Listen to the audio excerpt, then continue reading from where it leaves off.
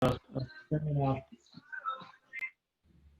As you can see the title, I'm going to talk about the non-rationality of degenerations of del Pezzo surfaces. And this is a joint work, still more or less in progress, but it's close to getting final, with Konstantin Loginov. And we will work over an algebraically closed field of characteristic 0, for example, just the complex numbers. Now, suppose that we have S del Pezzo, smooth del Pezzo surface. So del Pezzo here just means that it's a final variety of dimension 2. Then it's very well known that such S is always rational. It's birational to the projective plane. But it's also well known that if you degenerate this S here, as in the picture, into another del Pezzo, possibly with bad singularities, then it's well known that the degeneration may be non-rational. If it's smooth again, of course, it will be rational. So this, in a way, has to do with the singularities. Quite easy kind of classical example is if you take a smooth cubic in P3, then you get a del Pezzo, a smooth del Pezzo surface, but you can always degenerate this into a cone over an elliptic curve, just simply by playing with the equations. And such a cone over an elliptic curve is obviously not rational because it's birational to a P1 bundle over the elliptic curve. So it's birational to the product of P1 and that elliptic curve, and therefore it's not a rational variety. So as I said, this has to do with the singularities of the degeneration. Now, the aim of this work is to understand in general how far degenerations of del Pezzo surfaces can be from being rational. And in this work, we work in a quite general setting, in the sense that the degenerations may not even be irreducible, and they also may not be reduced. So we consider quite a general situation, and still we ask the same questions. Special cases of this problem was already studied by Loginov not long ago. It's also related to work of, again, recent work of Planck, Chelsov, Duncan, and Prohorov. But the question itself is just quite natural, in a sense that if you have a certain kind of varieties, what kind of degenerations you are going to get. Now let me just introduce some notation here, setup. So this will be the kind of setup, and actually more general. We will also go to the case of pairs, but for simplicity, let me just start with just varieties. So we consider KLT Fano fibrations of the following form, where so we have a morphism F from X to Z. F is a contraction. This just means that it's a projective morphism with connected fibers. And X has, the total space has Kaumata log terminal singularities. So for example, terminal, canonical, that kind of singularities. And in this work, for the moment, we just consider the case of threefolds. Yeah. We consider the case of threefolds over curves, over smooth curves. And when minus k is ample relatively over z. So this is a Fano fibration, in a sense, where singularities are allowed to be KLT. Now, suppose that we take a fiber F. So since the base is a smooth curve, a fiber is just a divisor in this case, so we can write it in this form. Suppose that F is a fiber. So it's a linear combination of irreducible prime divisor, let's say sigma mi fi. So fibers here are always over closed points. Then if we take this fiber to be general, then f will just have one component. This reduce is irreducible. In fact, f in this case will be just a KLT Farnow surface, so a del Pezzo surface with KLT singularities. And in this case, it's well known that that these kind of surfaces are always rational. So in general, Farnow varieties are rationally connected, but in dimension 2, rational and rationally connected are the same. So f is always rational. So the general fibers are in a way not interesting in the sense that they are always rational. So there isn't much to do there. So the question is more interesting when we consider special fibers. Now, if I take a special fiber then and take the reduction of this fiber, the reduction is just the sum of the components, which are Fi. And it's well known that this is always a rationally chain connected. So that means that if you take any 2 points on this reduced variety, then you can join them by a chain of rational curves. In general, this doesn't imply that components are rational. They can be non-rational, but still rationally chain connected. A prime example is just the cone over an elliptic curve. However, this implies that every component is uni-ruled. It's simply because being rationally chain connected, so it means that Fi should be covered by a rational curve, and therefore Fi is uni-ruled. And this in turn implies that Fi is birational to the product of P1 with some smooth projective curve, let's call it Ci. And now then we can ask the following questions. So we want to understand how far Fi can be from being rational. And there are different ways of measuring this non-rationality. A way of measuring this non-rationality is by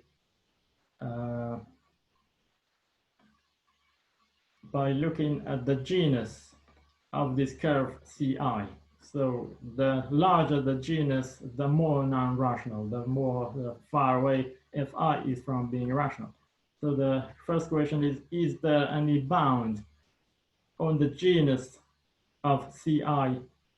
We will see that in general there is no bound, but if we put some assumptions under some quite reasonable assumptions, then there are situations where we can in fact bound the genus.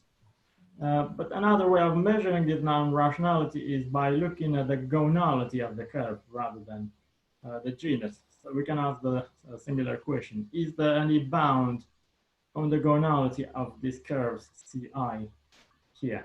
And again, in general, in full generality, there is no bound, but under some mild assumptions, in fact, we can show that there is a bound on this gonality, and therefore there is a bound on how far Fi is from being rational.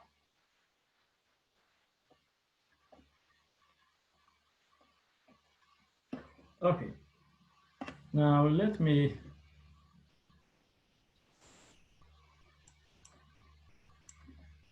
formulate the first main result.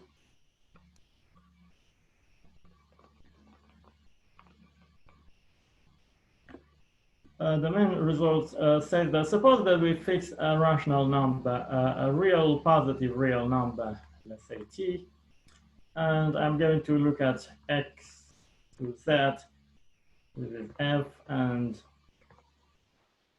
f sigma mi fi. These are all as above. So with the notation just introduced. Now, if f is irreducible, and if x together with t times f reduction, if this is a pair and if it has LC singularities, then we can say something about the gonality and the genus of this curve. We have several cases.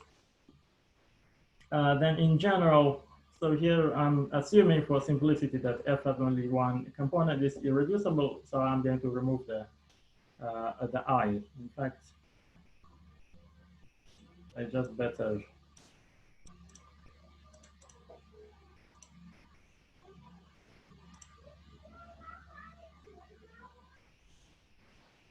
yeah. So F is the fiber is irreducible, but maybe non-reduced. Now the first thing is that as we saw, F is birational to some product of P1 and some curve. Curve is smooth projective, and here the gonality of this curve is bounded. And this bound only depends on this number T. The second assertion is that now if we take T to be large enough, more than half, then we have either the genus of C. Let me just write GC. It's easier. Either genus is bounded or gonality is at most 2.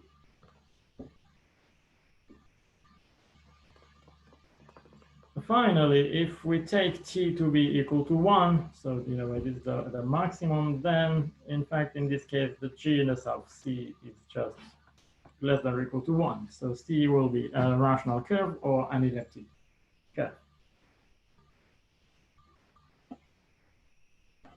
So as we see that the singularities of this pair is what really makes the difference here, that plays a key role. So this includes the singularities, in a way, put some restriction on the singularities of X itself and also on the fiber.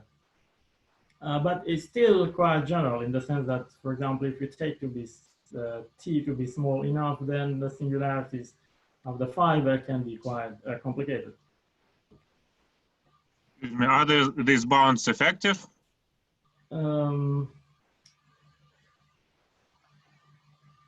Yes, I think. Yes, I think as far as you fix a T, then you can, for example, here the gonality. Yes, I think. I'm not 100% sure. I have to think about it a little bit, but I think it is effective. If you are given a T, then you can calculate how large this gonality should be.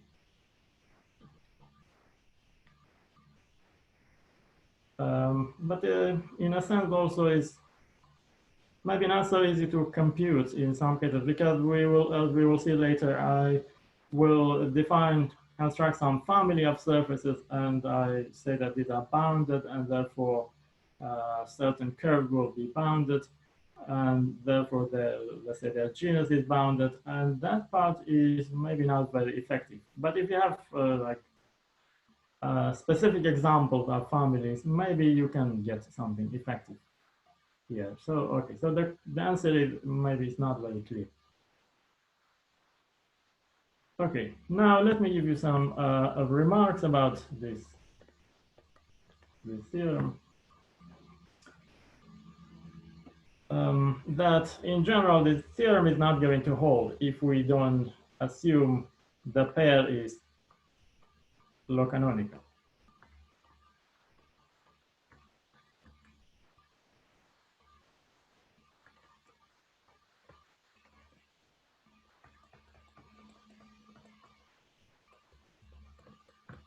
So if you don't make this assumption, I mean, for example, if you take T to be arbitrary, not fix the T, then you can construct examples where the C can have any kind of genus or any kind of gonality. In fact, we can construct, let me just explain the example here, how to do this. For instance, you can start with X prime to be just the product of P2 and Z. Z is some smooth curve, for example, A1. And let's take the projection over Z. And let's take F prime to be fiber over some close point little z. And then take any ample, effective ample, it's a general ample divisor, so that if we restrict this H prime intersected with F prime, we get a smooth curve. let's call this C prime. So if you, for the moment, H prime can be anything, and therefore this C prime can have any kind of genus or gonality. Its degree can be arbitrary. Therefore, so in the example, in the end, we will see that we will have a fibration where the fiber is birational to P1 cross C prime, and therefore we cannot have any bound on the gonality and genus. So what we do here, take B prime to be of the form AF prime plus BH prime, and I'm taking these numbers A and B so that A is almost 1, B is quite small but positive, and I take them in a way. In fact, I should first choose B and then A so that A plus B is more than 1, and I also make sure that X prime B prime is KLT minus K plus B prime is ample over Z. So we can get all these things quite easily. There is nothing complicated here. And then what I do after this, I take X double prime to X prime. I extract a divisor by simply blow up along the curve C prime. So this will give me a divisor. The exceptional divisor will be something with, if you know what is discrepancy will not be a large, will be relatively small. So this is the exceptional divisor. And then I can contract F prime. So on X double prime, I have two divisors over the point little z. One is the birational transform of F prime, and the other one is this exceptional divisor F double prime.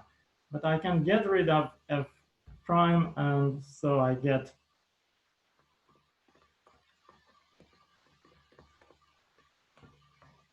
F prime is birational transform. So in the end, I get a contraction, a Fano contraction X to Z, where now the fiber F, which is the push down of F double prime, this is the fiber over the point little z. But by construction, F double prime was the exceptional divisor of the blow up, so F therefore is birational to P1 cross C prime. So this is birational P1 cross C prime, and there is no bound on the gonality and the genus of this C prime. But this X to Z is of KLT Fano contraction. But the problem is that now here, the T that you need to take to make the parallel canonical will be quite small, in the sense that we have X, A plus B minus 1 times F is log canonical. But the thing is that this number A plus B minus 1 is smaller and smaller depending on how large the genus of C prime is degree. The larger degree is, the smaller this number will be. So that means that there is no fixed T here. This number can approach 0, and therefore there is no bound on C prime. So that's how we construct. And do I understand correctly that to contract F prime, you just use MMP over Z? Yes, exactly. So what happens is that this X double prime over Z will be a Fano type. So it's not necessarily Fano, but it's similar to being Fano. It's log Fano for some boundary, and therefore we can run MMP on any divisor. So to contract F prime, we just need to run MMP on F prime itself, and that will contract F prime. So we will be left only with a push down of the exceptional divisor.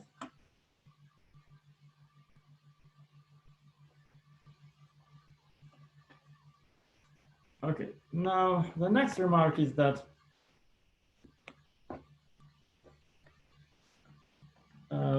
the proof of the third statement is actually, this is easy. There is nothing complicated here. But the other two statements are much more non-trivial. But this one is quite easy. So let me just give you a sketch of how we treat this case. So in this case, by assumption, here t is equal to 1. So that means that xf reduced, this is log canonical. So this is a quite strong assumption. Now, if I take S to be the normalization of this fiber F reduced, then I can apply a junction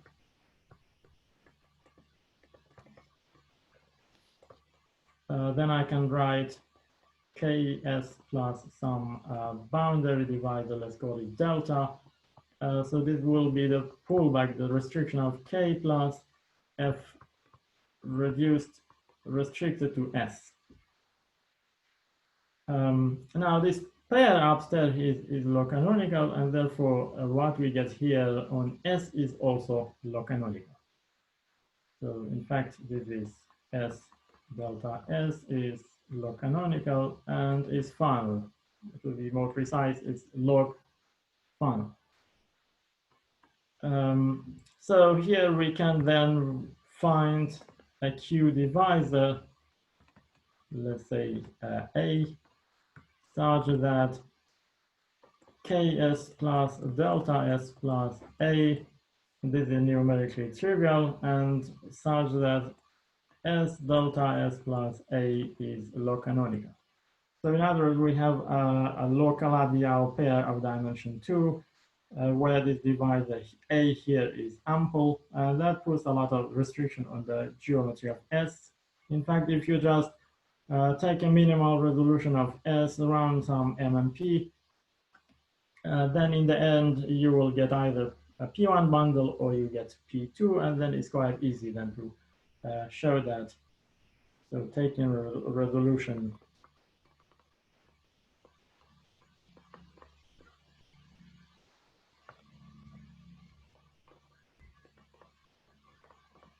and running MMP shows that in the end this S should be birational to P1 cross C, where the genus of the C has to be less or equal to 1. So this part is not complicated. This is quite easy, but the other parts are much more involved.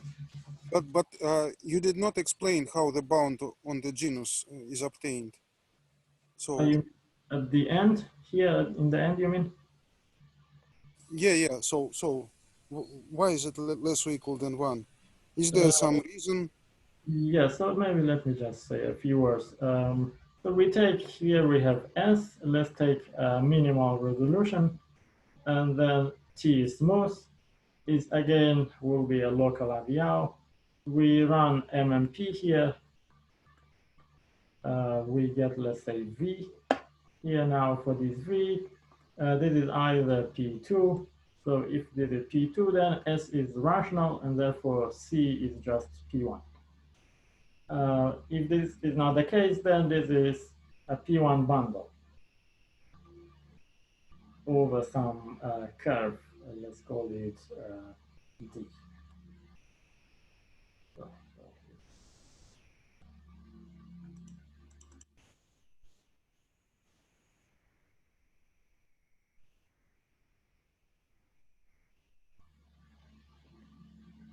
Over some smooth curve D. Now the thing is that on V, I also have a boundary. Here I have KV plus some boundary, let's call it theta. This is numerically trivial, and this is a log canonical. So I have a local Abiyao log canonical pair. And in this situation, if you consider the canonical bundle formula over D, then that implies that the degree of its canonical bundle has to be less or equal to 0. So this implies that degree of canonical bundle of D is less than or equal to 0. So either it's a rational curve or it's an elliptic curve. And in fact, well, I could just write C here.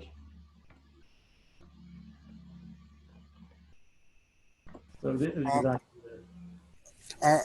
I'm sorry, can this be restated as saying that this theta is rational or elliptic and it covers this curve C? So the curve C is also rational or elliptic? Not necessarily. I mean, this is quite general. So if you have these assumptions here, then this implies that, let me call V to C, let's call this H. Then this implies that KV plus theta V, this is numerically the pullback of, we have a canonical bundle formula here.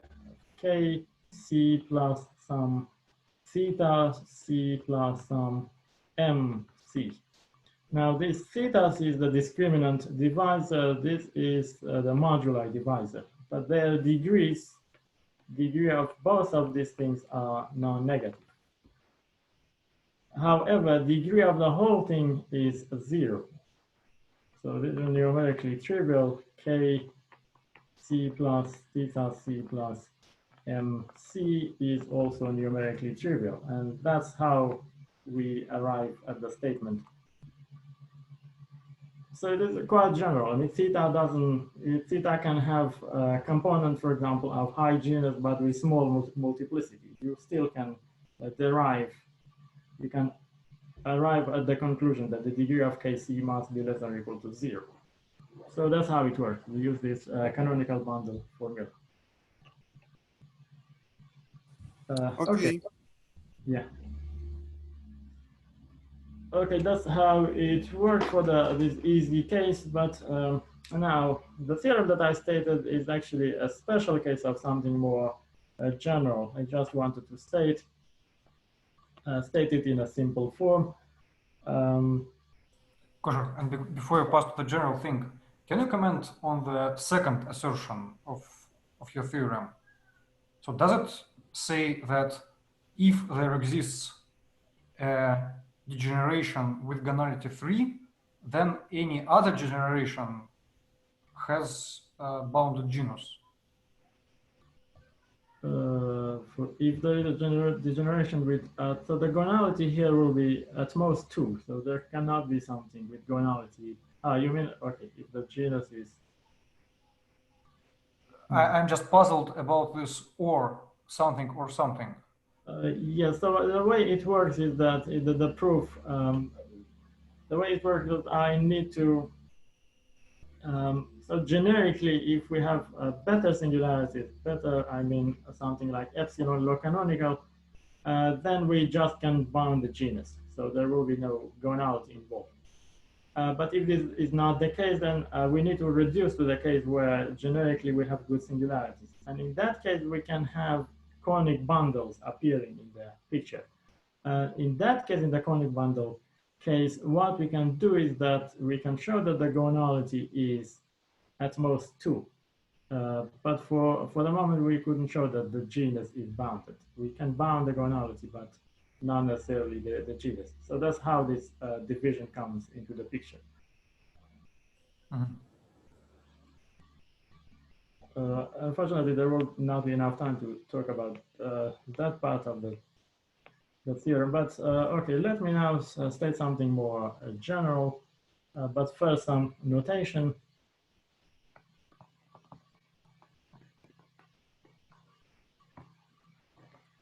This case, so this is quite similar to before, but just I'm looking at pairs here. We have XB to Z. This is KLT, Fano, vibration. Here in this work, we just consider the case. So as before, F is a contraction. XB is KLT.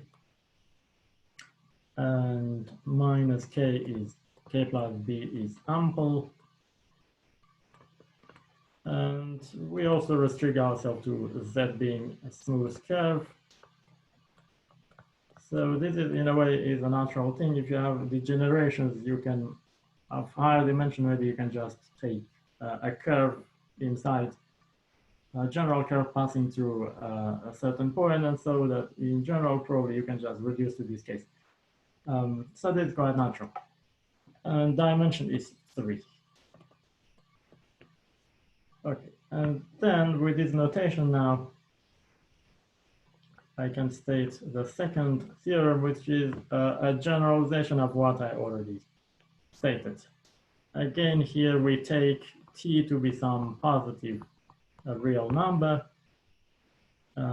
x, b to z, KLT final vibration as above. F will be, well, actually, I don't need to talk about F. Here, suppose that D is a component of P with coefficient with multiplicity at least T, such that this D is vertical over Z. So vertical just means that it's a component of some fiber. Then we have similarly statement as before that this D is birational to P1 cross some curve where the gonality of this C is bounded. So this bound will depend only on T. And the second, if T is more than half, then again, either the genus is bounded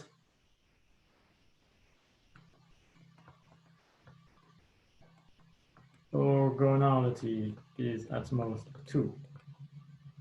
And finally, if T is equal to 1, then again, genus is at most 1.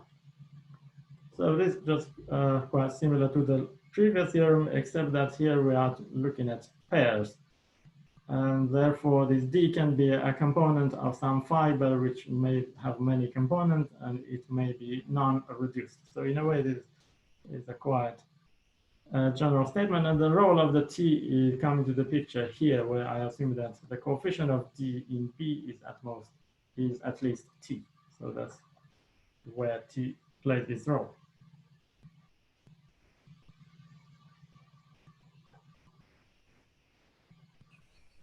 But this time you don't have an assumption that something is log canonical, right? Yeah, so because I'm assuming that XB itself is KLT. So that in particular, in a way, I mean, assume that X is Q factorial. So in particular, that means that XT times D is KLT, is a log canonical. So that condition is just hidden in the picture. Okay. Okay, so in general, we cannot bound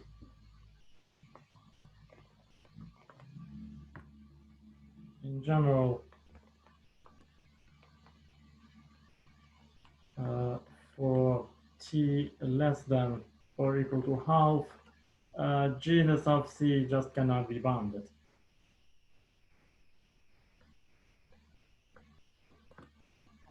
I mean, no matter what T is, if it's between 0 and from 0 to half, then we have examples to show that the genus of Z can be pretty much arbitrary. And this can be constructed similar to the previous example. Examples constructed. So in the previous example, I picked the product of P2 with some curve, and then I blew up some curve. So in this time, we look at P, the projective plane, weighted projective plane cross some Z to Z. So we have here a final surface with some singularities. The larger the number n is, the more difficult, the deeper the singularities get. And here, essentially what we do, we look at the anti-canonical systems and then pick some curve there. We can take some hyperelliptic curve.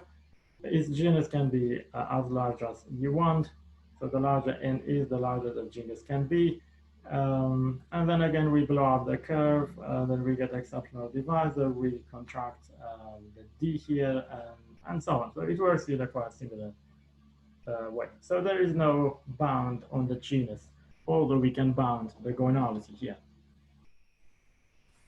But why just the previous example literally doesn't work? Yeah, in that case, t was very small. Basically, there was no t involved in the sense that the coefficient of d in the boundary was, so the larger the genus was, the smaller that coefficient. But by here, what I mean is that we can in fact take this multiplicity t to be simply like half, but still not. Still the genus will not be bounded. So the previous example would not work here because the t in that case has to be smaller and smaller. I see. Okay. Now, so what we do in fact is that we derive both theorems from something more special, which I state of the last theorem.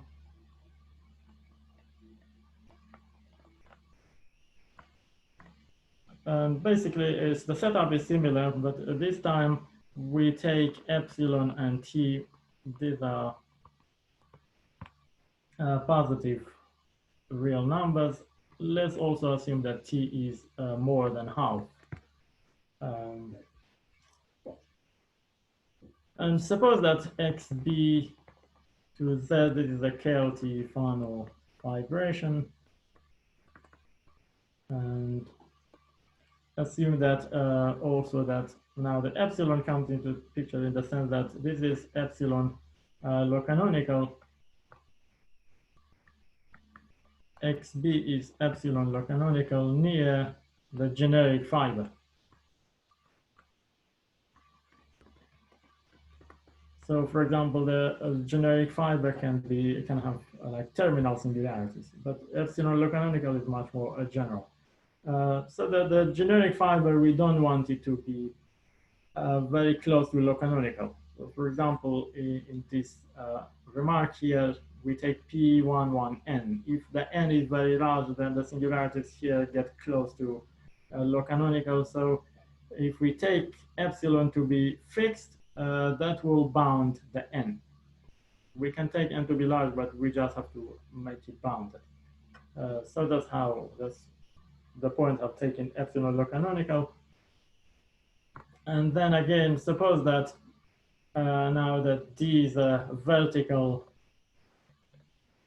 component of B with coefficient at least T. So coefficient here will be more than half in particular.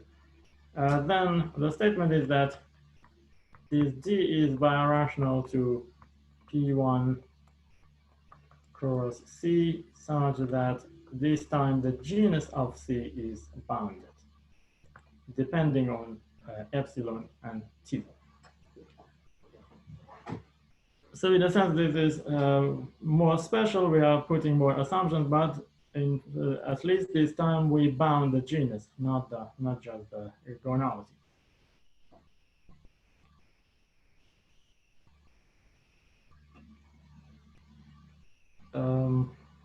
So I think maybe I will not remind you of what epsilon low-canonical is. If you just are familiar with like canonical or terminal singularities, maybe that's good enough.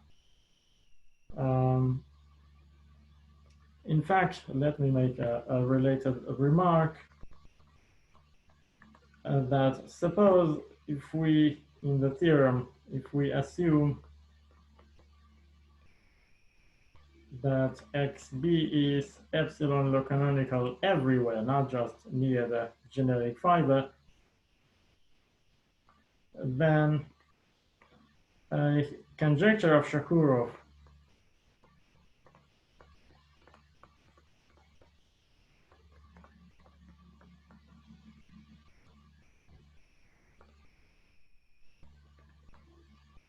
implies that XB plus some positive multiple of the fiber F which contains this D. This is a low canonical where this number T, this number S depends only on epsilon, not on T. So that in particular means that if we start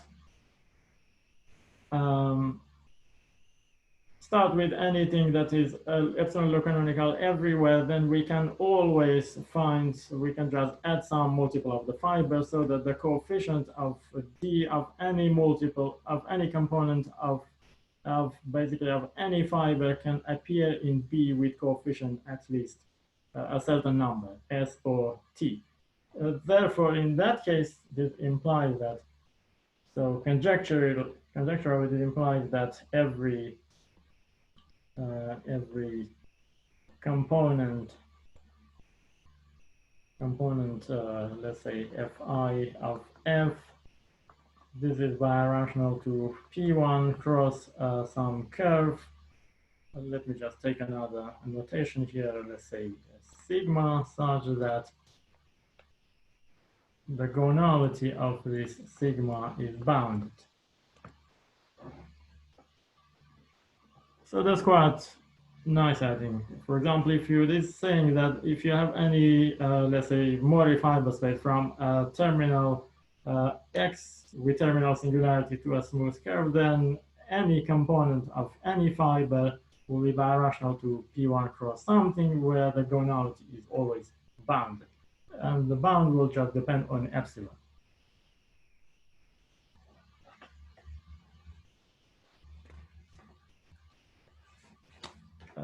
Okay, so for the rest of the talk, I will try to give just some ideas. There will be certainly not enough time to go even give a sketch of the proof of these theorems, but I will just try to give some ingredients of the proof.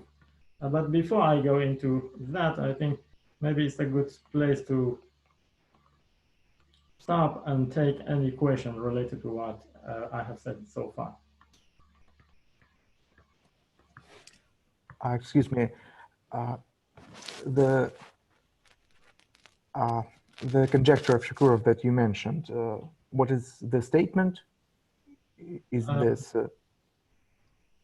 Yeah, the full statement is a bit complicated, but a special case of that statement says that if you have, let's say, suppose we have XB to Z, suppose that this is a KLT Fano vibration. It can be of any dimension, but even in dimension 3, this is still open. And suppose that this is epsilon low canonical. Then the statement is that is essentially what I just said, is that for every fiber F, XB plus some fixed positive number SF, this is low canonical, where this S depends only on epsilon and also on the dimension if we look at higher dimensional things. But there is a much more general statement. The conjecture says that in general, if you have a localabiao, so instead of Fano, we take localabiao over any other base, where we take this to be epsilon low canonical, we fix the dimension. And we also assume that X is a Fano type, which essentially means that minus K is big over Z.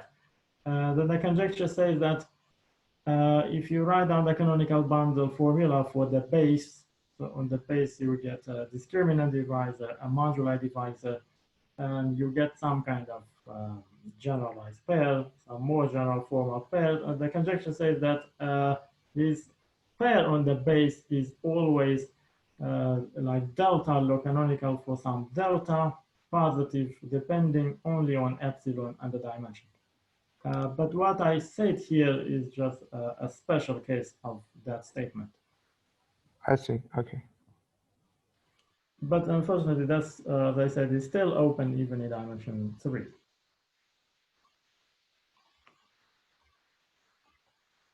Okay, so now, in fact, it's not surprising that these problems are related to Shukura's conjecture.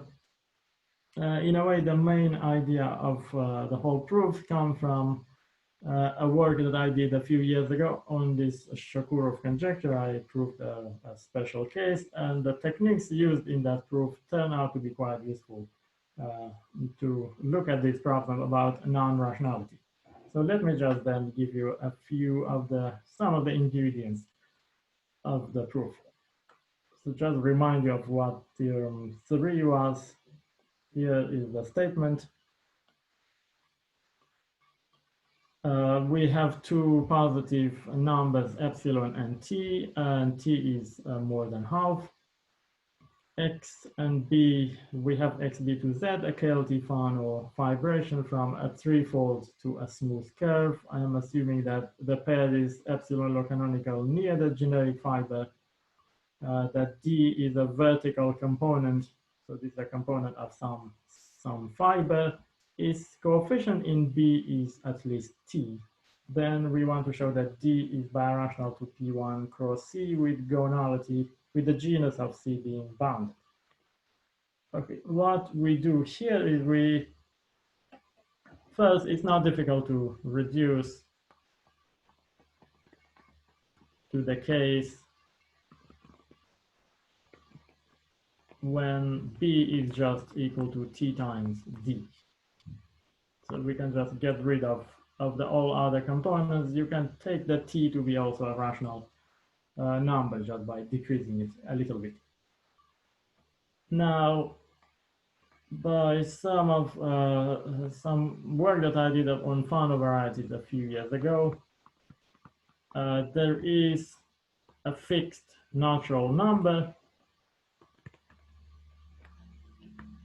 n. So this is independent of x, b, and d, and t, and so on. Actually, it will depend on t. It will depend on t, but not on anything else.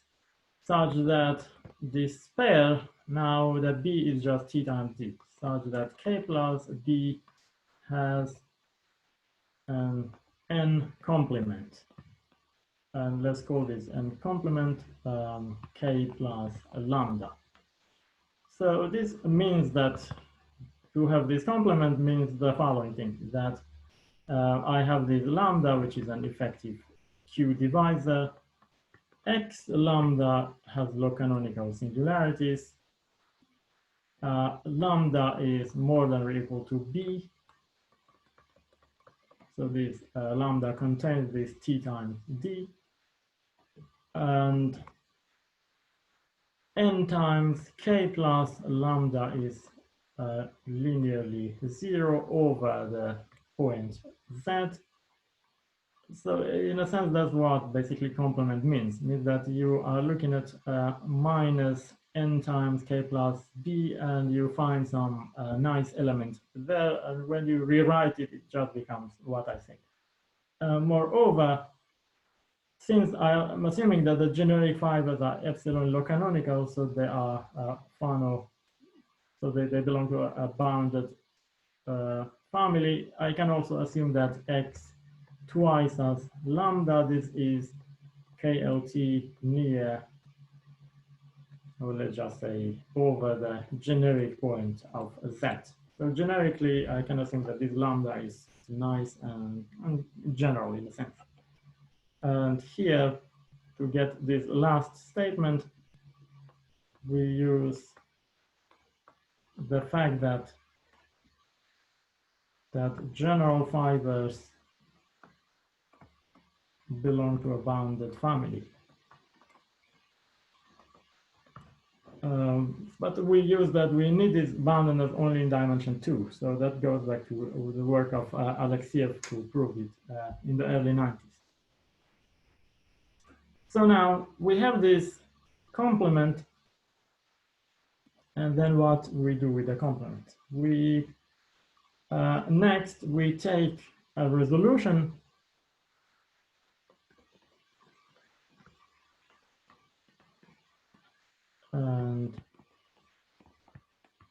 and then using MMP, we can construct a bounded family in the following sense. We can find resolution of what? so you can take a resolution of X and delta and B and everything. So a log resolution. You can also resolve the fibers to make it simple normal crossing. Yes, in fact, you need to take a resolution of everything that we have, all the divisors and of X. Then we can find a diagram of this form. We have a birational map to some model X prime. Everything is over Z. And here we also have some boundary divisor delta prime. We have a pair such that we have the following properties. That this X prime delta prime has low canonical singularities. K plus delta prime is ample relatively over the base.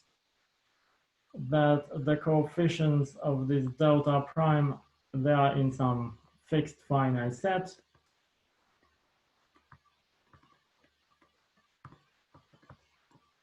And it will not depend on X, it will just depend on the N basically and the T and so on. And we can assume that delta prime is just equal to 2i's of the birational transform of lambda near, so this is over the generic point of Z. So in a sense, we are not really changing things near the generic fiber, but for the special fiber, everything can change. So like all the components of the special fiber might be contracted over X prime and new component may appear. And also we can assume that F prime reduction of the special fiber of X prime, every component is inside the round down of delta prime. This F prime is the fiber over the fixed little z. So this just means that every component of the special fiber will appear in delta prime with coefficient 1. And that is very useful for like inductive arguments. And also, now this is a bit more technical, so I won't explain it much, that the log discrepancy of dx prime delta prime, this will be less than 1. In some sense, this means that the singularities of this pair, the singularity of the divisor d, so this log discrepancy is a way of measuring singularities. That with respect to this pair x prime delta prime is not, it can be not very bad, but also is not very good, in the sense that, how to explain? It's similar to saying that, for example, like that this can be obtained by a blow up or something. It's of course more complicated than that. Now, so we find this model. You see that we started with something which is Fano, but we ended up with something which is of general type. And this is actually quite common in, at least in birational geometries, to go from Fanos to general type, because general type behave in a way better. It's easier to work with them. Now, the advantage of this new model here, x prime delta prime, is that unlike the original setting x to z, for x prime to z, we can in fact, in a sense, bound the special fiber. And that's the next step of this whole argument. So if we take, if S is the normalization of any component of f prime, then this S in fact belongs to a bounded family. That's the advantage of x prime. For x itself, we cannot say that, but for x prime, we can say this. And the reason for this, the argument, very roughly, the argument is that if we look at this number, k plus delta prime, this divisor, if we restrict it to f prime, and if I take this to the power 2, so this gives me a number, and it turns out that in this number, in fact, belongs to a fixed finite set.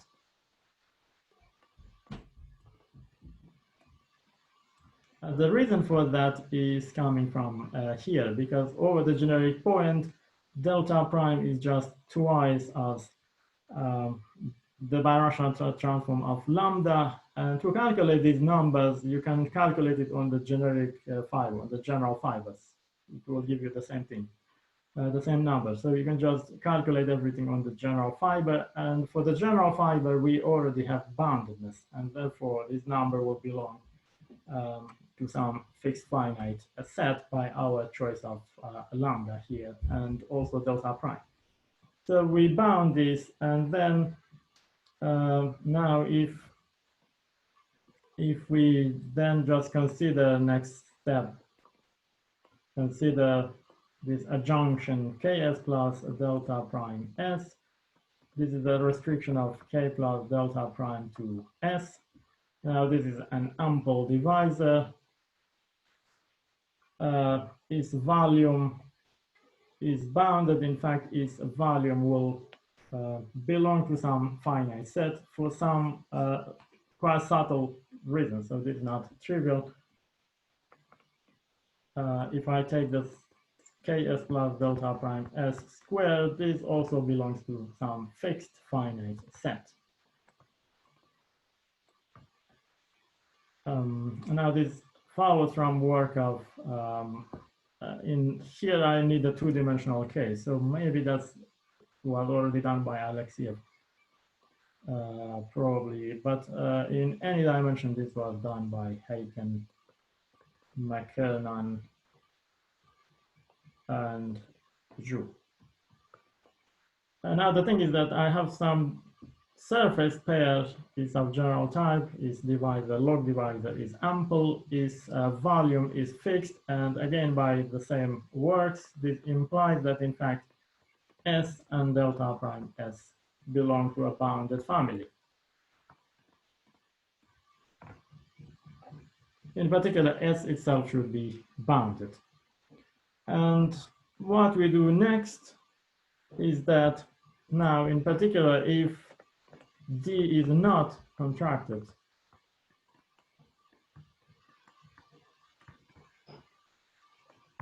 by this birational map x to x prime, then that means that D is birationally bounded, and therefore this implies that D should be birational to P1 cross some curve C, where the C will have bounded genus.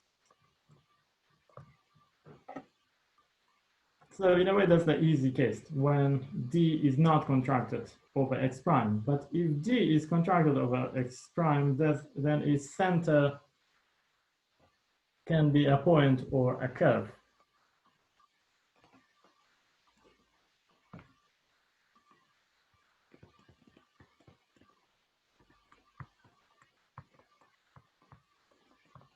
Is a point or a curve. Now, if it's a point, then T is obviously bounded, just a point. But if it's a curve, then in fact its genus, if you take the resolution and look at its genus, that is going to be bounded. So in this case, this is a normalization, this has bounded genus. So you have a rational map from D to this T. But to show that you can bound that D is birational to P1 cross C, and to relate the C to and the T, and also bound the gonality and the genus in some, well, we want to bound the genus.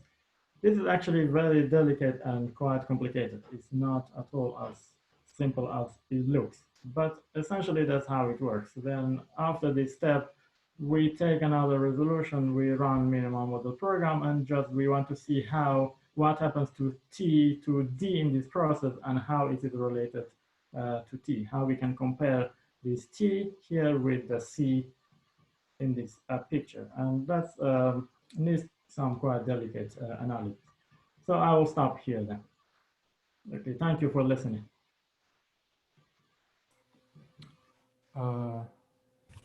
Thank you.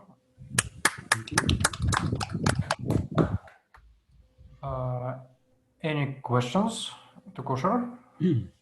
I have a question. In your situation, three-dimensional, you have the del Pezzo. Suppose your degree of del Pezzo is fixed. Do you expect better bounds? Degree of your degree of the general fiber. Okay. In that case, because in general they are not bounded. Such surfaces, they are not bounded in general, but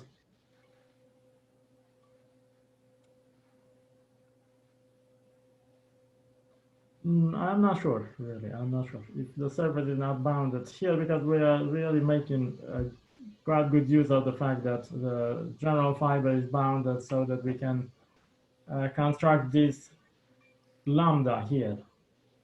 Because in general, there is a complement lambda for whatever singularity, as long as you have KLT singularities. But to get this, for example, this, let me go to the complement. To get this statement here that x twice as lambda is KLT, if the singularities of the general fibers are not good enough, then we don't have this condition. But we are making a use of this condition to construct this bounded model here.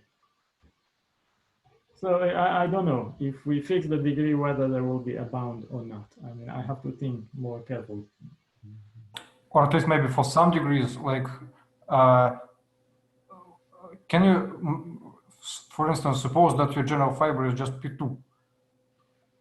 Does life become easier in this case? Well, if it's P2, then it's obviously epsilon low canonical. So that implies that the genus, at least in this case, when T is more than half, the genus is bounded. If you don't have T, then the example that I stated shows that there is no bound on genus or gonality. But for T more than half, in that case, then we can bound the genus. But if you have T less than half, less or equal to half, then yeah, then I don't know whether we can bound the genus or not. But gonality, of course, we can bound. And maybe another question, do you have any higher dimensional predictions? In higher dimension, I think what I would expect is not rationality. I'm not sure that these things can give much about these techniques, at least unless you mix it with some other things. But what maybe we can get in higher dimension is that that the D, this component D, will admit a rational map onto some base where the fibers will be rationally connected, and the base, maybe in that case, we can say the base is bounded, at least in some situation. Mm-hmm. But to get something like we have a product of some projective space with some bounded variety, that I think would be quite complicated to get something like that. Of course, in general, you cannot expect that this is just product, it's just fibration, right? Yeah, but even to, I mean, in some cases, if T is equal to 1, then yes. in general, the rule there should be something. Maybe you can have a vibration where the general fibers are rational, the base is bounded. But for other T, I am not quite sure.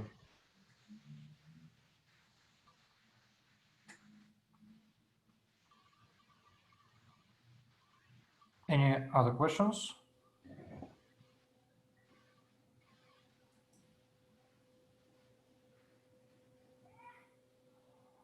Okay, if there are no questions, let's thank Caucher once again.